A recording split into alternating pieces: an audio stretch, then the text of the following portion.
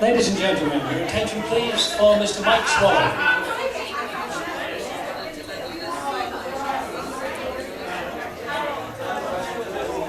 Can you take your seats please? Ladies and gentlemen, please silence. Would you please rise for the loyal toast?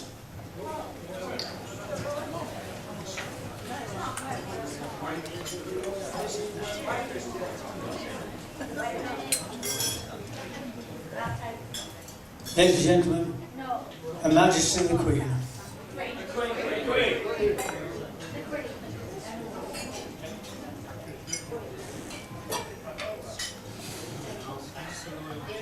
Please be seated.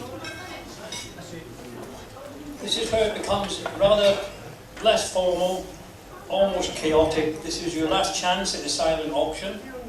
Push and shove, but get what you want as quickly as you can. Coffee is being served, and as far as we're concerned, it's a 15-minute comfort break. Wander around, meet old friends, spill some wine, and we'll see you again in about 20 minutes' time. Tea, coffee, cheese board is on its way. Silent auction! Come on. Let's make some noise on the silent auction. Unruffled.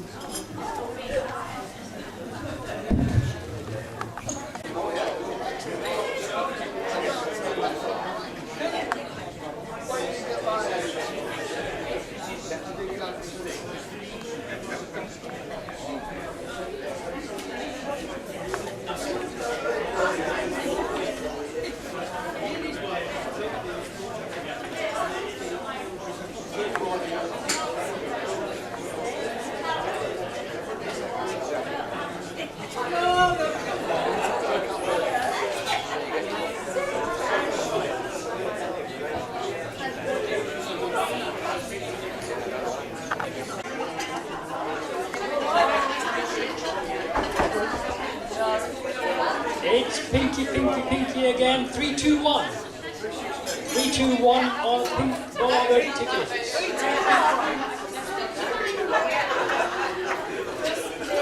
Returning blue, 500. 500 blue.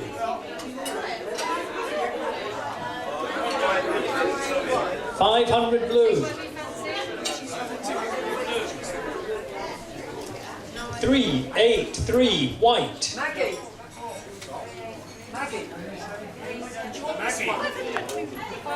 3, 8, 3, white.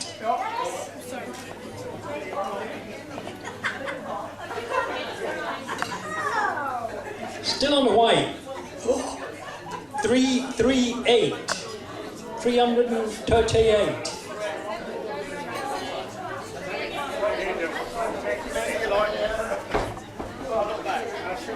Pink, 288.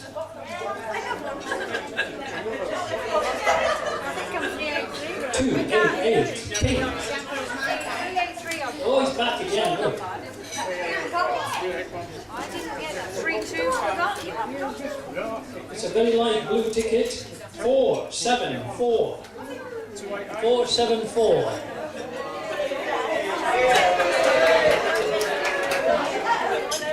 There we go. Alva's got one.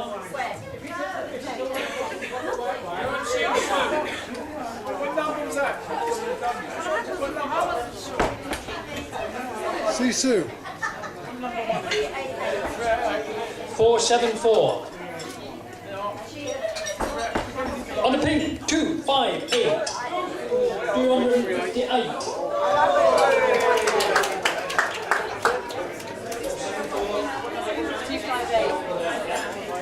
4, 7, 4. Coming over to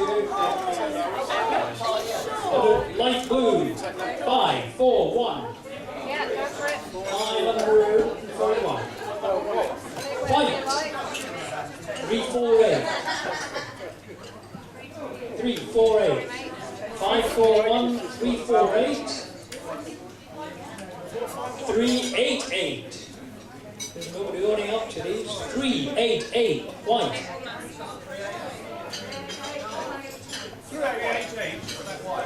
3, 8, 8.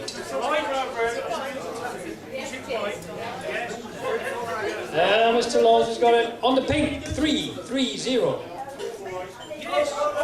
Whoa!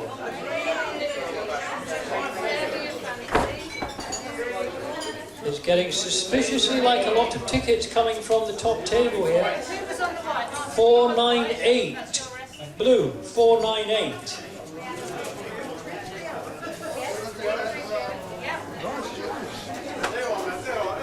498, yes, the back table. 355, white. 355.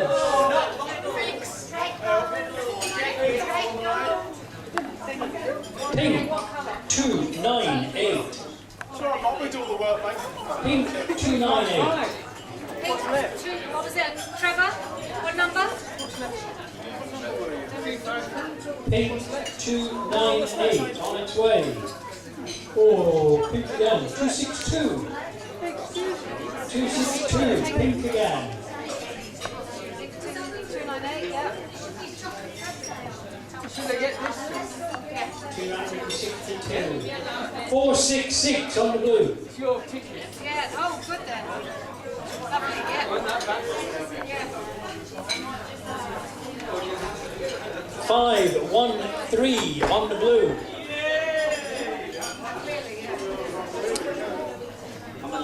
There we go.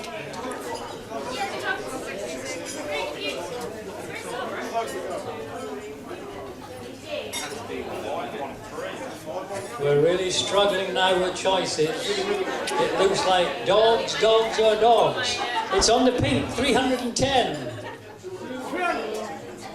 300. He's trying to hide it. He's trying to hide the fact that he's got a cuddly dog. No, you just take one. Pink 310. Blue How many tickets did you buy? 469. 469. Blue.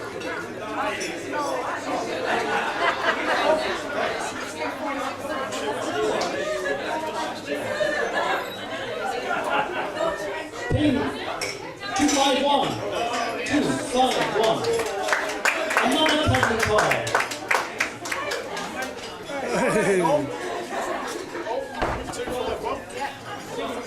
Get another dog, James. You can beat something for you. Pink 251. Yeah, we've done that one. Don't you need four? Pink 251. You need four then. White 382.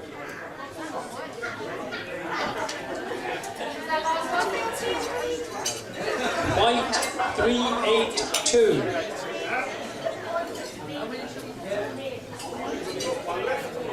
What's that? Blue 442.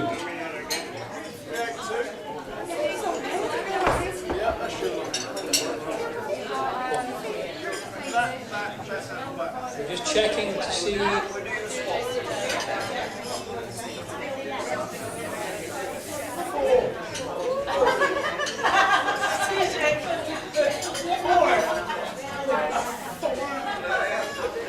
Four tickets left. White 389.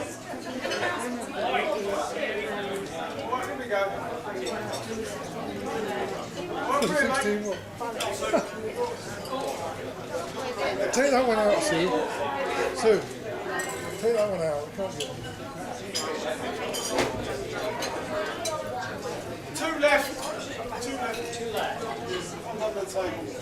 One left. Last one. All gone.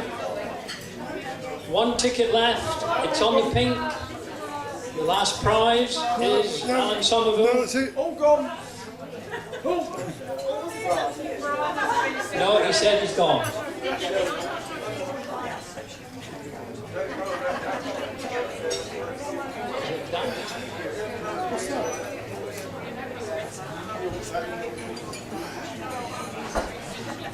So that's it. All done. Excitement over. You can go back to sleep.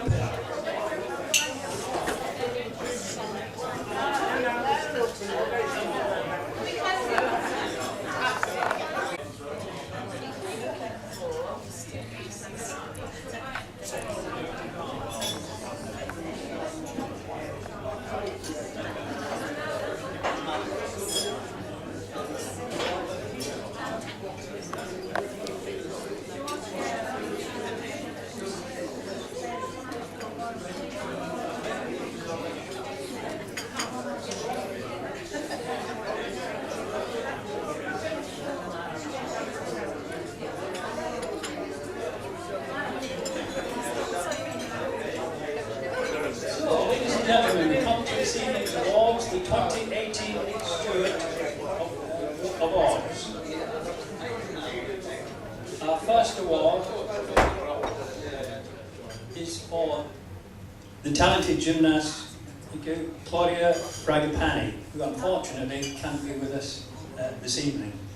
A Bristol gymnast, Bristol Hawks, under the guidance of Ellen Potter and Rory Weavers, has taken our women's gymnastics to a much, much higher level than we've ever seen. It's not just a raw talent, it's not just great skill, there's something very special about this gymnast. And I think history will tell us that she'll take a great place in our legends of gymnasts. Very strong all-rounder. Claudia excels particularly on floor and vault, having made history at the 2014 Commonwealth Games for Team England, winning 4 gold medals. She's been a regular at major championships ever since. This culminated in winning her first individuals gold medal in the 2017 World Championships in Montreal, taking bronze on floor. When our team goes out without Claudia, we notice the difference, make no mistake. A great gymnast, and we wish her best of luck on recuperation and look forward to seeing her in her next competition. Claudia Fragapane.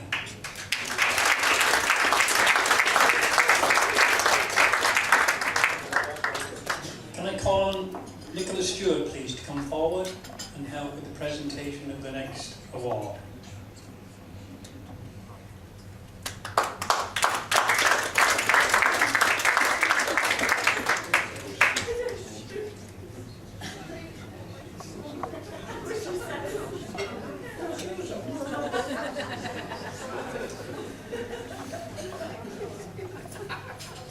If I'd known you were coming without your shoes, I would have put my high heels on. So, the Nik Stuart Memorial Award. A recipient this year has qualifications, the likes of which most of us see on a list of people, not one person. He's a sports psychologist, sports massage therapy, marketing, management, computers. In the early days, he built his own computer with an absolutely enormous 12K memory. He's a managing director, company and club chairman of Jumpers, chairman of the South East, National Technical Committee chair, director of the BTF, director Kent Institute of Sport, secretary of the European Trampoline Technical Committee, and chair of Kent Olympics. Strategic Sports Sector Group, chair Kent Forum for Sport. And you begin to wonder where he had ever time to coach, but he did. He coached at a very high level, outstanding in producing technical talent, gymnasts and trampolinists who had the technical skills to produce the level of difficulty that is astounding. International performance coach and coach tutor examiner, double mini-tramp, tutor and examiner, GMPD trampoline coach, and fundamentals gymnastics coach. Isn't it interesting? All the great coaches still stay at the bottom and do the groundwork for the next generations and the next generations. As a judge, he's without exception. International brevet, trampoline, double mini, and tumbling. He himself was a trampolinist, 67 to 72, and by 1992 he bounced his best and began coaching, and the best of Martin Laws came out in coaching from 1977. He was Southern County Schools champion himself, 5-time Kent's men's champion, but when you coach someone the level of Gary Smith, you must know what you're doing. Absolutely astounding trampolinist, and of course now our own national coach. He's produced gymnasts in other disciplines, and as a judge, he seems to be judging at every major competition. He's come here this evening from Birmingham, where he's been judging all day. He's going to have a a very short sleepover, and he's dashing back to carry on judging tomorrow morning. He says his most memorable moment in trampoline was as an 11-year-old when he was watching Paul Luxon do triples on a half-inch 77A. It's just a little bit better than your average double bed.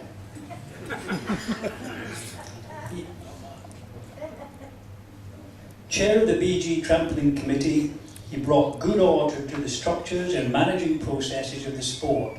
With an inquiring and challenging mind, he constantly remembers the directors of the real world order, what you really have to do to achieve as a gymnast, as a trampolinist. As chair of English Gymnastics, he has set about the real world adjustments to the England programme. Understanding that England is the greater part of the BG membership, Martin is well aware that England expects every man, especially the chairman, to do his duty. So, please welcome Martin Laws.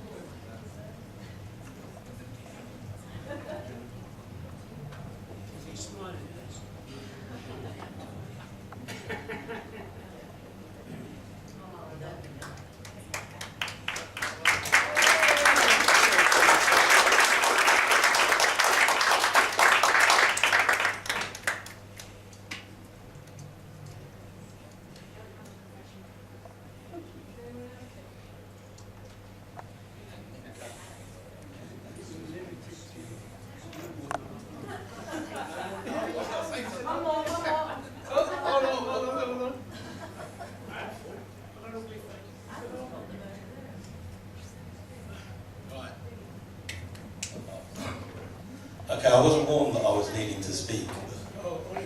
Only half an hour. Okay. So unaccustomed to speaking as I am, all I really want to say is thank you. And since we've actually come back as a sport into gymnastics, which was 2000, we came back as we opened our Olympic bids. I felt part of the family, and for me, gymnastics is one big family, and the passion that you see here all around the room and everywhere in the sport is what makes it that family. So, thank you.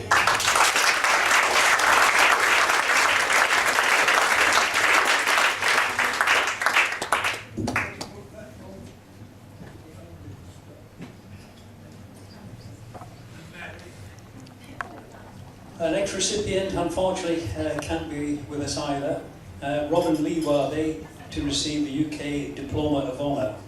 Robin is a high performance coach, level 5, and international women's artistic judge. Although she was never a gymnast herself, she had been involved with the club since her mum, Daphne, set it up in 1970. She's also chairman of the Southwest Women's Technical Committee and Southwest Regional Secretary. Coaching examiner, judging tutor. She's also working in primary schools as a primary school teacher, but found that the club and gymnastics tended to take over her career. Now, how many people here have the same story? Gymnastics became your career, it wasn't actually the one you trained for. Category 1 brevet judge, judged World Championships, Melbourne, Stuttgart, London, Tokyo, Antwerp, Glasgow. She was selected by the FIG for the Olympic Games twice, 2008 and 2012, as an accredited judge.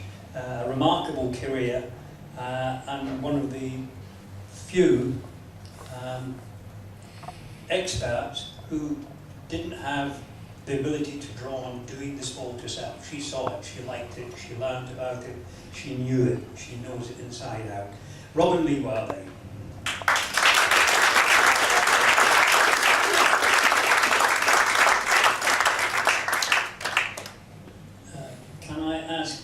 Tanya Swallow to come forward.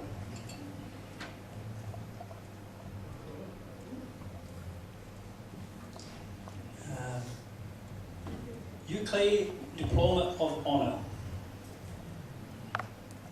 The award today goes to the business manager of Bristol Hawks Gymnastics Club. International Brevet Judge, Category 1. The highest level, a very respected judge, and on his way at a career at a very important level as European Technical Committee. Britain has been very lucky in getting learned people onto those committees, and it's a very difficult place to be. James May's early years involved a very rapid commute each day to get to the gym. It was quite a short distance. It was in the family motel. It was attached. It was kitted out gymnastics hall just across the yard. Mike and Elaine, Stephen, James and Helen have established an entire dynasty of gymnastics and a generation of champion gymnasts. In the early days of the Mace provided a regular base for training and international events, as well as hosting members of teams from all over the world. James was a great talent, an enormous talent, but it really lay in him being self-driven from a very young age.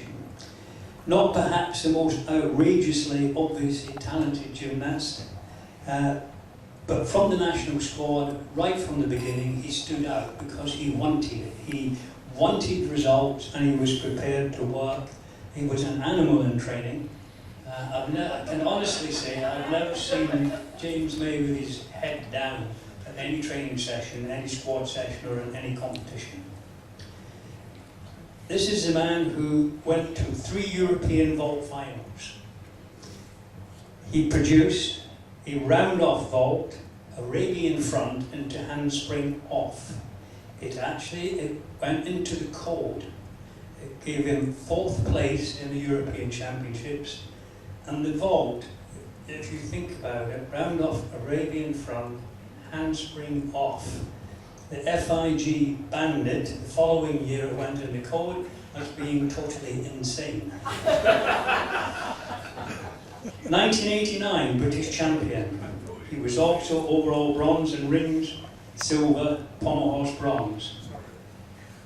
The technical skill in those years was very similar to as it is now. It was the combinations of flight and the difficulty of joining one skill to the other. On high bar, 3 Kachev combinations and double-double dismount gave him bronze at the Kraft International. It was one of the forerunners of the Grand Prix circuit, the World Cup. Commonwealth Games gold on vault in Auckland. One of the sharpest minds and intellects in gymnastics. His career as an RAF fighter aircraft navigator is just, for him, a stroll in the park compared to judging at the Olympic Games. So, ladies and gentlemen, please welcome James May.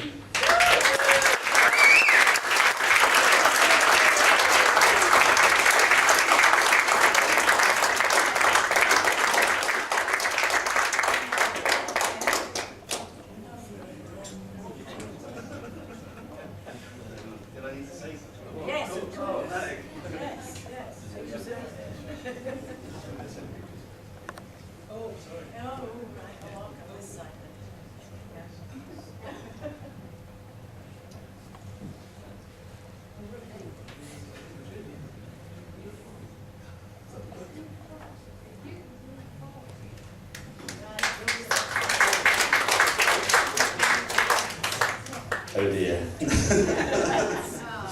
If Martin thought he wasn't going to talk, I really thought I wasn't going to talk. Trevor, thank you for that.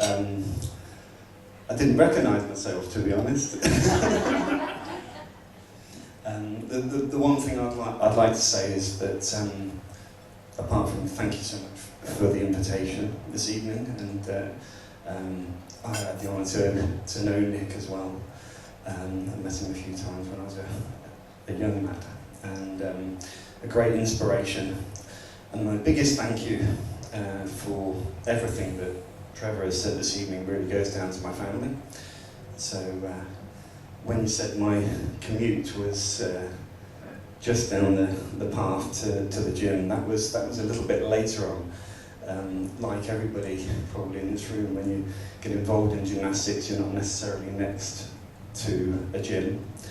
And my parents decided that they would drive my elder brother and sister and myself to a gym club, which was 20 miles away to start with, until my sister got reasonably good at gym, and so she needed to go to a proper girls' gym. So we ended up doing a triangle of 20 miles to her gym, and then 20 miles to my brother and my gym, and then 20 miles home.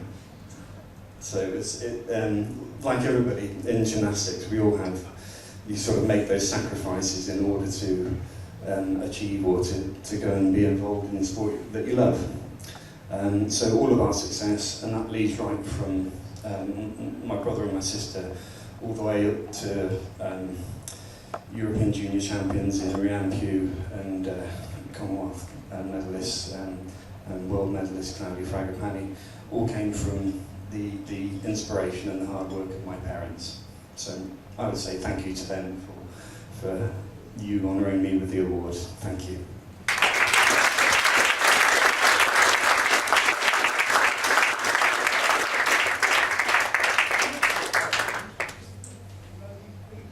Could I have Meg Warren, please, and Mike, who's already here.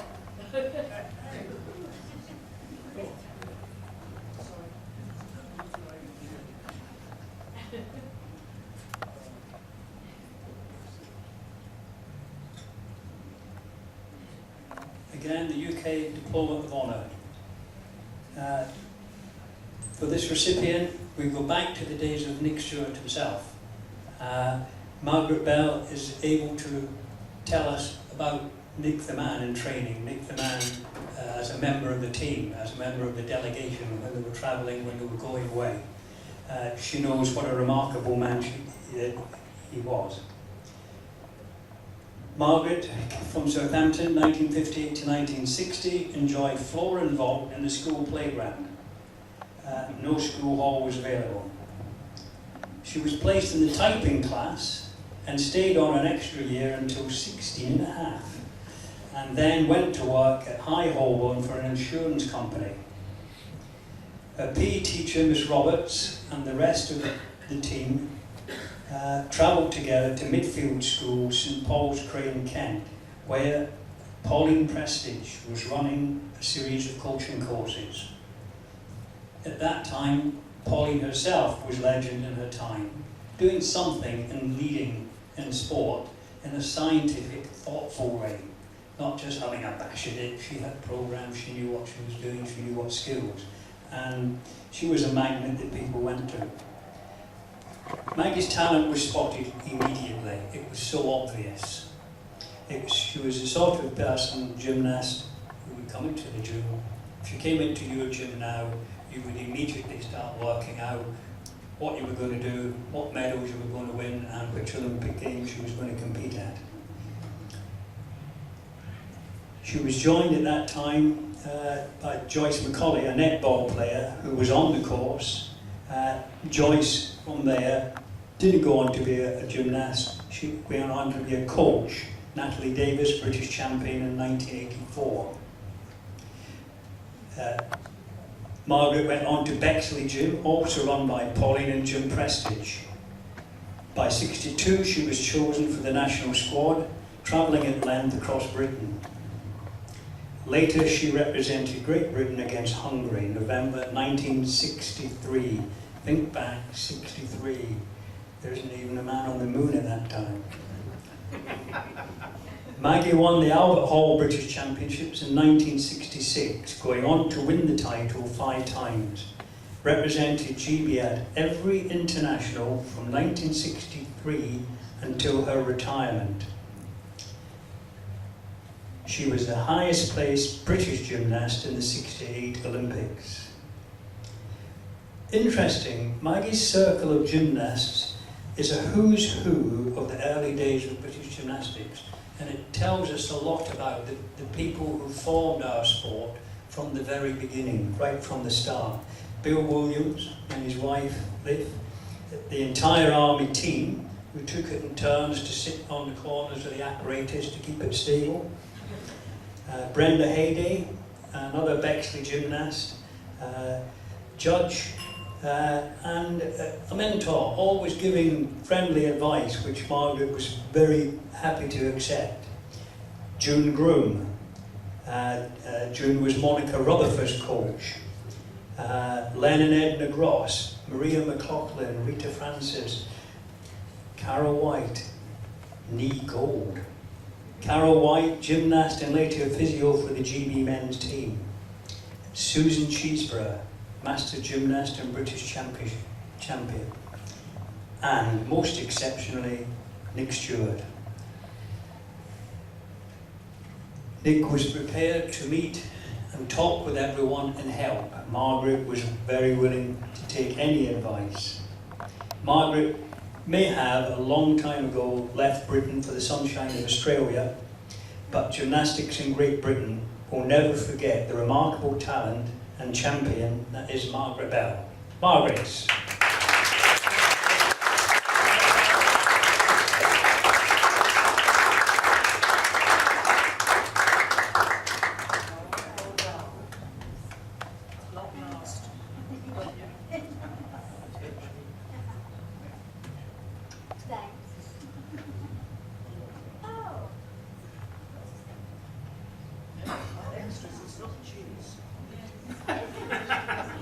Photographs first, I think.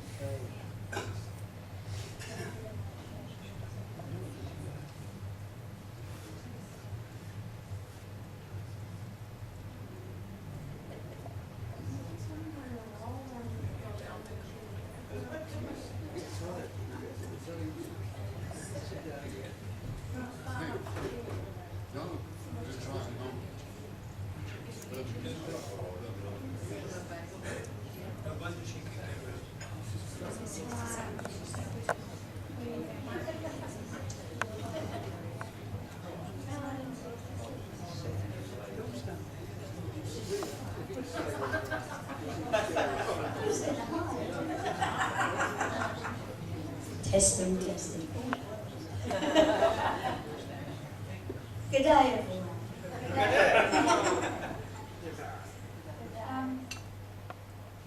Well, I didn't know I was going to have to make a speech. I do have a few funny stories.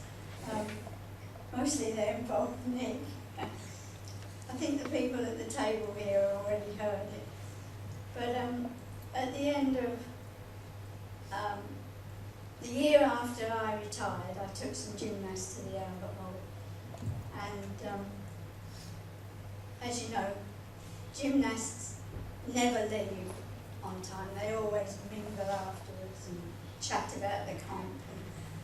And so I was walking around the Albert Hall, and about 200 yards away was Nik coming towards me.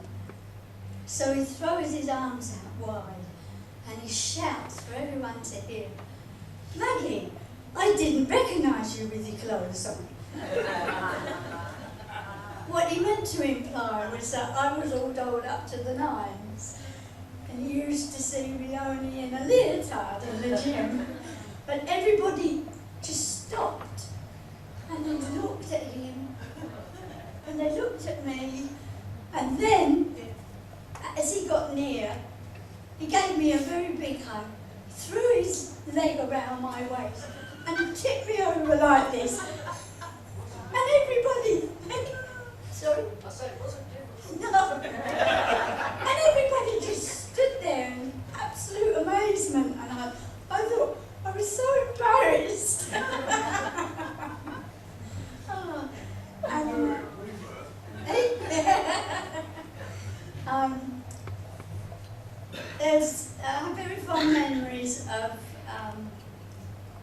abroad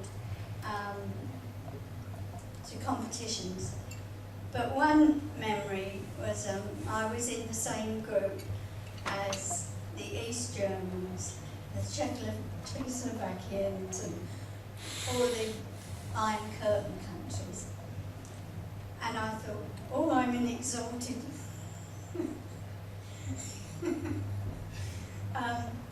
So anyway, Erika Zucker came up to me and she rummaged around in her bag and brought out this bottle, uncapped it, and got a piece of cotton wool and tipped the thing and put it all over my face, around my neck. And she said, "Let me see you smile." And I smiled, and she said, "You'll be calm now, you'll be calm." Well, I did my routine, and I must admit, I didn't wobble, and I did a good routine, but it was nowhere near the routines of the other people that went before me. And I came off, and she came up, she said, "You did very well," and gave me a pat on the back. So, you know, there was a camaraderie between gymnasts from one competition to the other, like that doesn't really exist these days, which is unfortunate, I think. You know, it was a big gymnastic family, and yes, I believe that there's something missing in the sport now. It's all orientated towards money, and they put a lot of pressure on the youngsters today, and I think we just put pressure on ourselves, but we didn't have the same pressure that there was to get funding and everything, and it was purely amateur in those days. And anyone who's ever done any sort of sport would understand that people do it just for the love of the sport, whereas today it's all money orientated, and I think that's a shame. But I mean, I know they need the money, but yeah. So yeah.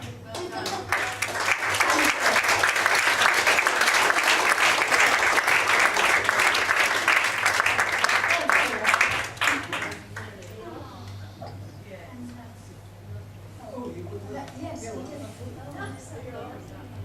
I'm going to be overweight. Oh, so with that.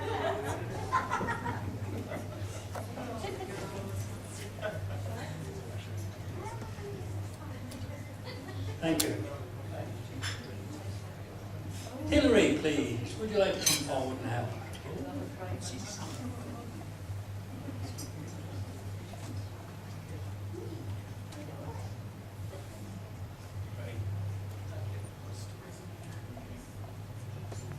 Lifetime achievement. We don't give these awards away to anybody. It has to be exactly that, lifetime. Most important, you have to be alive. And we've managed to achieve that today. Lifetime achievement.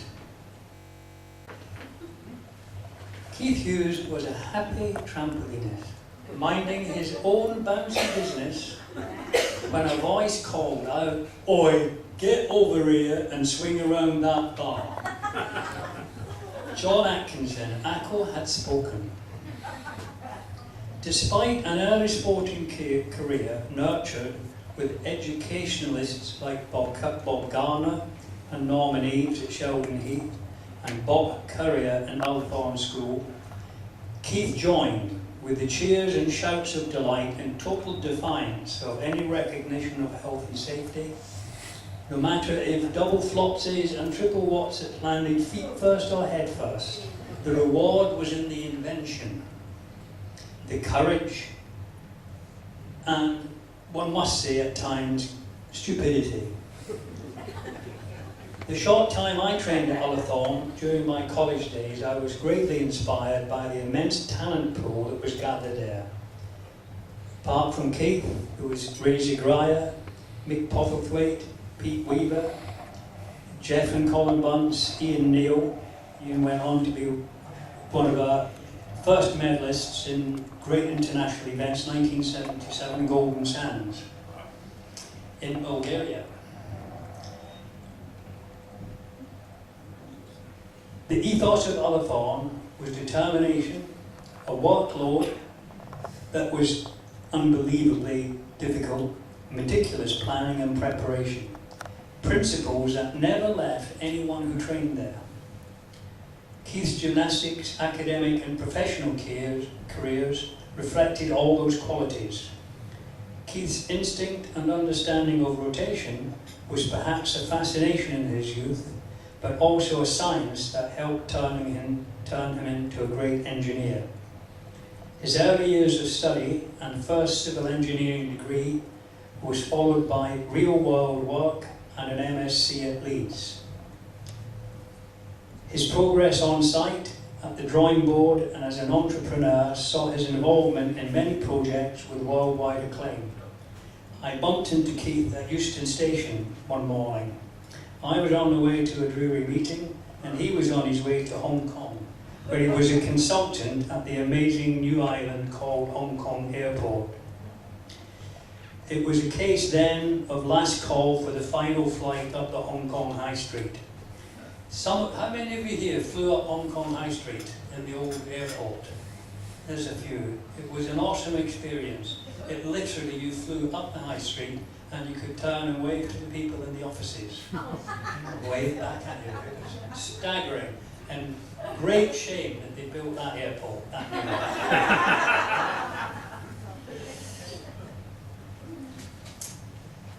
Keith was also part of the rescue team for Spaghetti Junction when its construction started to show its age. He was one of the consultants who had to look at it and say, should it stand or should it fall, should we patch it up or rebuild it? And it's thanks to that team that we still have Spaghetti Junction today. Thank you. With teammate Ray Zagraya, Keith collaborated in many innovative precast concrete designs. He was a shrewd risk taker, buying for a song a pretty little grey car. It was an SL190 Mercedes from a gentleman called Richard Starkey. He bought it for a song. He sold it a few years later for an opera. It's been bought and sold several times since then, but the last time Ringo Starr's car was sold, it fetched the equivalent of the entire works of Beethoven. So you take the chances when you can. His gymnastics and sport management career was much more rewarding.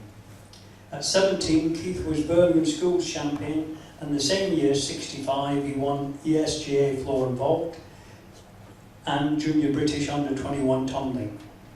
He won the Junior British tumbling and floor and vault in the following year and was always a regular medalist following that.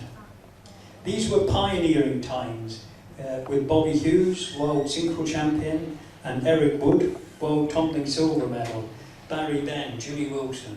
This was when tumbling was just being established as a sport. Keith was a founder member of Club Acro 1 in Birmingham and continued to perform in the display team up to 1978 when he was 30, and he had just started running the national tumbling squad, a post he held until 1992. Those were the great days of Britain being one of the great tumbling nations. Still is good, but then was exciting times. He was able to discuss the upside down world with George Nissen on the IFSA Executive Committee, and he helped steer British gymnastics into acrobatics, tumbling and team gym. For Great Britain, acro, tumbling and team gym, and for the UEG as chair of team gym, Keith has been an inspiration, a force of innovation and progress. Please welcome Keith Hughes.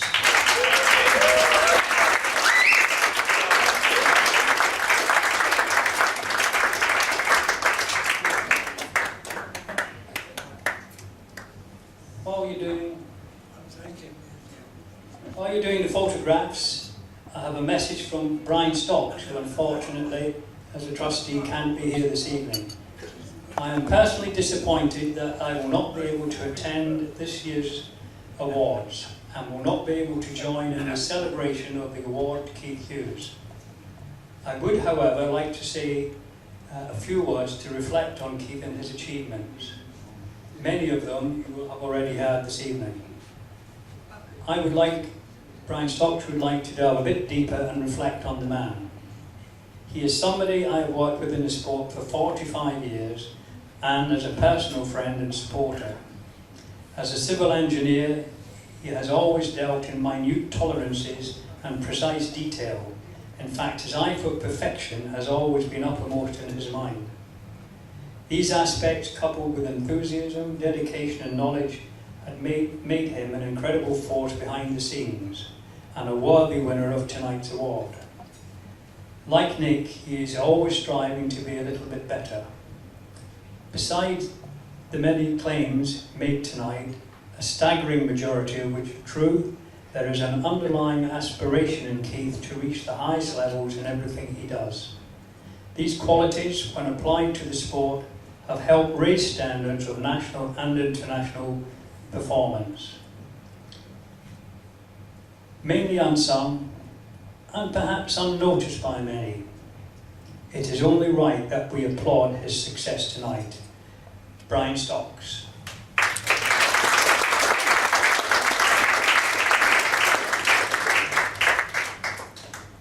Well, like the others, don't recognise yourself when you hear it talk like that. Unlike the others, I did expect to say something. In fact, if you know me, you'll have hard job stopping me talking. But I've been told I've got 5 minutes and that's it. And I thought about what can I talk about, and he's already mentioned a few things that I was going to talk about, but I'm going to go back to when I started gymnastics and what enthralled me at the time. I was 14 when Norman Eve said, "Come to the gym club." "No, do you want to come? Come to the gym club." And at first it wasn't so good, but I really got used to it, so at 14 it was really interesting. By 15 I was quite good at it. By 16 I was knocking on John Atkinson's door, and I got a trial, and he said, "Yeah, you can come, do trampolining and tumbling." My life had become trampolining and tumbling. So in this first Tuesday in September 1964, I turned up at the gym, and there was this giant of a man with a deep red beard who said, "Trampoline is dead. We're going to do gymnastics." Just like that, with a Geordie accent actually. And I went, "Huh?" And he pulled out this pair of old P-bars and a droop-in pommel horse, and we trained gymnastics. And I went home with scabs on my arms from the P-bars. Why do I want to do this sport? Well, it was wonderful. What you don't know is I lived 20 miles away and hitchhiked 4 times a week to Coventry from Birmingham and back again in the dark. 4 times a week. Only once in 2 years did I not make that trip. That was when it was torrential rain and nobody picked me up. However, what I wanted to tell you about was, we started gymnastics, and although John knew a lot about trampolining and tumbling, he knew nothing about gymnastics. And he would be really upset if he knew I was telling you. But we stumbled through it and we learned a few moves. And one day, Nik Stuart came in the gym with Stan Booth and George Whiteley, and they brought with them some brand new Russian equipment. It was the first delivery Continental Sports ever brought into the country. And we had this lovely equipment, great big frame, rings, high bar.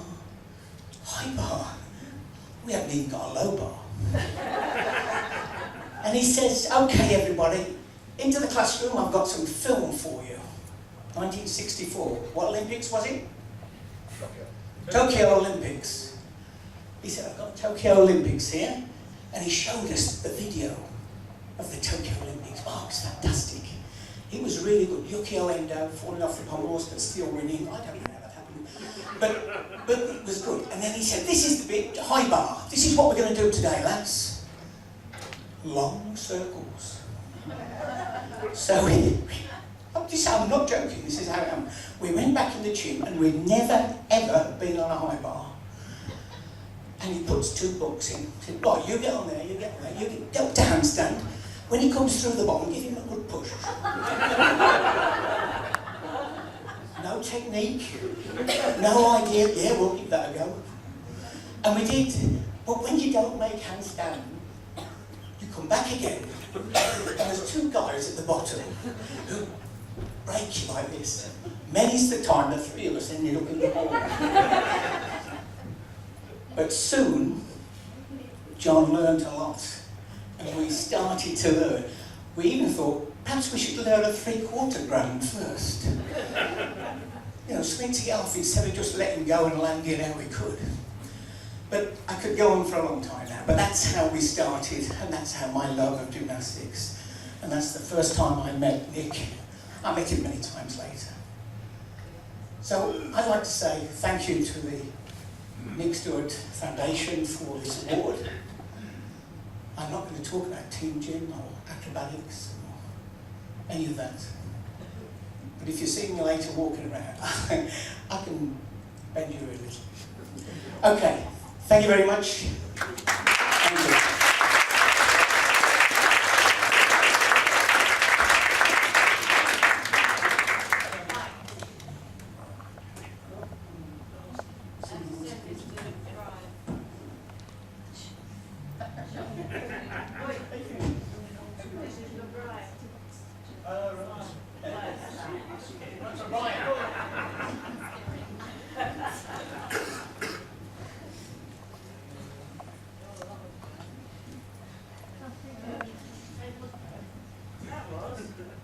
Just point of interest, Keith was talking about John Atkinson. It all started a little bit of guesswork and very quickly became one of the most knowledgeable men in gymnastics in the world. But I distinctly remember an occasion in Birmingham. Gordon Yates has sat over there. John Atkinson asked Gordon Yates how to make double leg circles better. How can you encourage people to make big swing instead of small swing? And that's how this community has progressed from one to the other, asking questions, the inquiring mind. All gymnasts think at some stage that they know more than their coach and they can do better than their coach. All coaches think that they can coach to Olympic medal standard. Few gymnasts, few coaches ever do that. Our next international award goes to a man who's done both. He's been a great gymnast. He aspired to be a knowledgeable and a great coach, and he's achieved the accolade of having coached gymnasts to Olympic medals. Andrei Popov visited Great Britain in 1991. We used to have these great exhibitions of gymnastics going touring around the country, and in order to get the punters in, we used to get some of the best gymnasts in the world coming over, and inevitably gymnasts from the USSR came along, did what they normally do in training, inspired us all. They went out, they bought a few pairs of jeans, and they dashed back off home again. And so it was a win-win all round. And from coming here to buy pairs of jeans, he's ended up as a long-term coach and trainer of national teams, of our national men's team. He trained himself at the Vladimir School of Gymnastics in what was the USSR. Boris and Glina Suki, his coaches, legendary coaches. Boris, I think 87, is still coaching every day in the gym, is that correct? Yeah, he's still in the gym every day, and he can still do splits. He's an amazing man. And he inspired a whole team, a whole generation The first time I visited Vladimir, I have the image of this little group of boys who all became great gymnasts in world championships. Andrei was one of them with a little flat linen hat on, walking with his fur boots on through the snow into the gym. He went on to be one of the top-ranked gymnasts in the world. He was in the top 10 at a time when gymnastics was dominated by the USSR and Japan. If you weren't in the code, you weren't in the team in those days. Andrew was ahead of his time, he was ahead of the team, and he featured in so many of what came to be the Grand Prix circuit, and he built up this reputation, and his ranking was rising and rising. They finished 7th, is that correct? Your ranking finished 7th at one stage, 7th through the Grand Prix system. Now that's one hell of a gymnast, all around. Andrei learned in a system often maligned by the term conveyor belt. It was in fact one of the world's first methodic and scientifically driven sports programs. Always at the heart of the term was the word artistic, which can never be defined by maths or science or politics. Popov was approached by Nottingham, Barry Winch, and offered a position just to stay and get as many jeans as he wanted.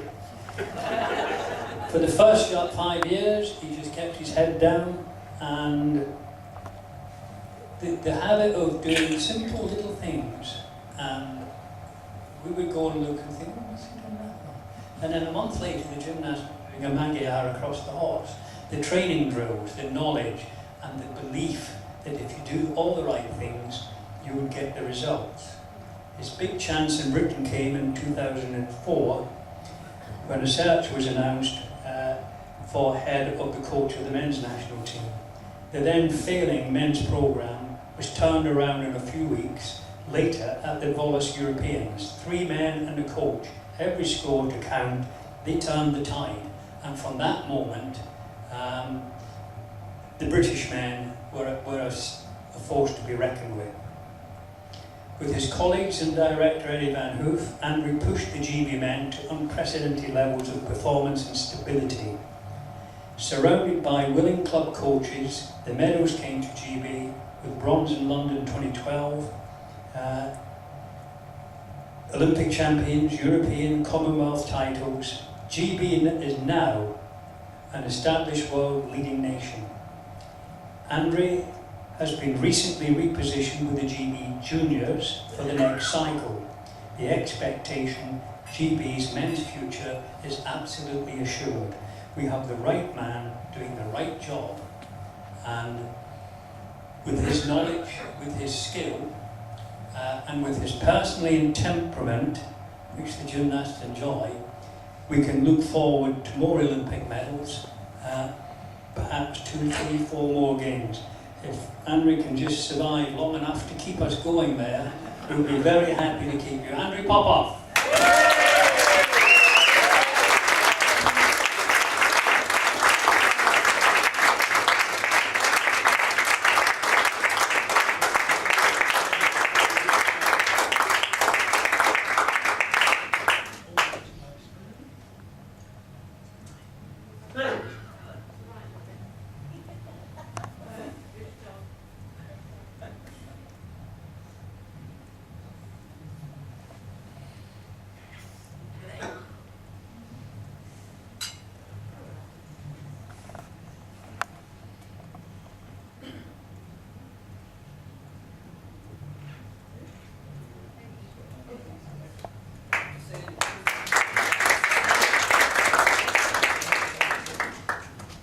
I'm not very experienced to talking in front of people. I prefer to spend time in gym. Actually, after listening to this amazing history about my life, I just fascinating it. And thank you for invitation, invited me for this special event. You give me chance to use proper suit. It's first time in my life actually. I get used to be using jeans. So. And And it was actually lots of true story. When first time I made Great Britain, the coaches and gymnasts was 1975, and a few people sitting around this table still. So we trained together when I was 14, and I never had a plan to go to work for Great Britain or anywhere else. It's just everything happened one step at a time. So for the first time when I meet Great Britain people, we grow up from different culture, and I was amazed how the people paying money to do sport. They're traveling so much, 2 hours in the dark or whatever. I said, this must be crazy people. I said, because I couldn't get it. So then I start thinking about it's something more than just what we've been told behind the scene. And I started to have literally a few competitions in Great Britain, 78, 79, 80 in Wembley Stadium. And just all my career started to grow from Great Britain. And obviously this destiny, obviously, I end up with coaching in Great Britain. And I think grow up as coach in Great Britain because I get knowledge from my coach as a gymnast in different country. So everything was happened when we achieved in this country. I would like to say sorry, thank you very much for all of you. You guys give me a chance, and obviously maybe we don't regret about this. And I remember Alan Samuel was one of the guys who was sitting in front of the interview and said, okay, come on, have a go. So thank you very much. So, from my memory, it was one of the best Olympics ever, possibly, is London. Especially support of British people was amazing. And I see these happy people, happy faces, smile. So I'd like to continue to work for the people, make people happy, and we all win. Thank you.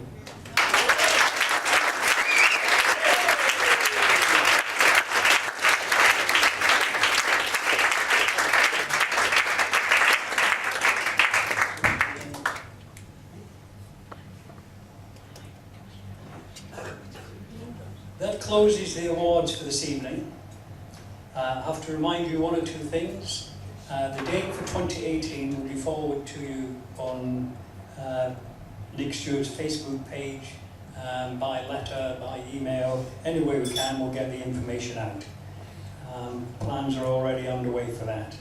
Don't forget your silent auction prizes, and don't forget to pay for them. Enjoy the facilities in this room, where the bar is open, and then the lounge bar, and then down to the cabaret, the Dell night dancing. It goes on, it's amazing, it goes on here all night. I hope you've enjoyed the evening. I've been stuttering a lot this evening, and it's quite strange. We were talking earlier on about what all got bits missing. I've just had my ears put back in again. I've got these little devices, and I can hear myself twice. It's strange feeling, but up here, I did hear two people over there talking about something, and I've made a note of it, and one day I'll tell the story. That's what these are very good at. They pick out things and you can hear people. So, thank you very much, and I'll pass you back to Mike.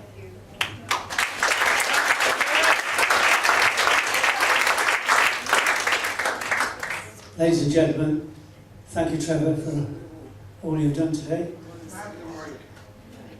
I'd just like to take you back to last year's awards. One of the award winners was Scott Hann. And Scott Hann came forward and he said, I feel like I'm standing on the shoulders of giants because everything that's been achieved by British Gymnastics is down to most of the people that I'm standing in front of. And it's quite simple. Nik was my mentor. Alex Smith was my coach. And I said to Alec one day, you don't realise what you people have achieved in gymnastics because my club has produced 32 international gymnasts. We've been all over the world. We've coached probably over 2,000 people a week going through the gym. And it all started with Nik and Alec. And that's what gymnastics is all about. It's a continuum of expertise that's passed down. I know that, you know, the expertise and the quality of gymnastics has increased beyond all belief.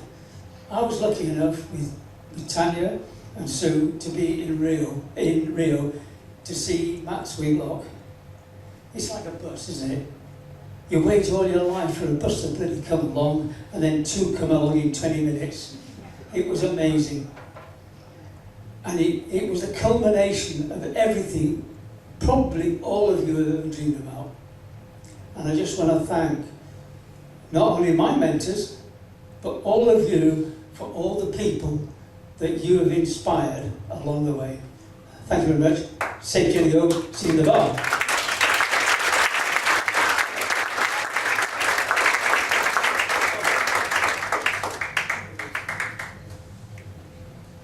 Yeah, so if this comes again another chaotic time, we need everyone who wants an award to assemble over by the posters, and you'll be able to get your poster to take home. But if you all assemble over there, you're going to get your group photograph taken.